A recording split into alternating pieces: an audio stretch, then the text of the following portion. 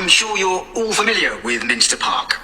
It's been a feature of the city for well over a century, and has been the responsibility of the City Council for most of that time. What perhaps isn't so well known is the origin of the park.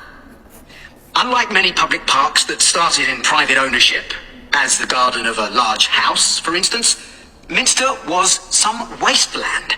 Rich people living nearby started planting with flowers in 1892. It was unclear who actually owned the land, and this wasn't settled until 20 years later, when the council took possession of it. You may have noticed the statue near one of the entrances. It's of Diane Gosforth, who played a key role in the history of the park. Once the council had become the legal owner, it planned to sell the land for housing. Many local people wanted it to remain a place that everyone could go to enjoy the fresh air and natural environment. Remember, the park is in a densely populated residential area.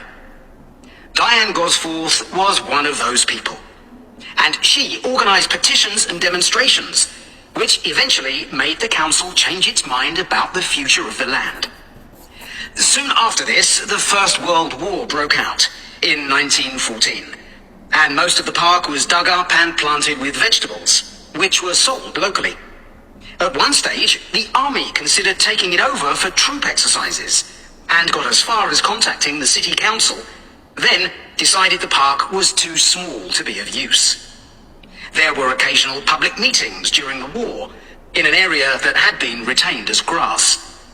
After the war, the park was turned back more or less to how it had been before 1914, and continued almost unchanged until recently. Plans for transforming it were drawn up at various times, most recently in 2013, though they were revised in 2015 before any work had started.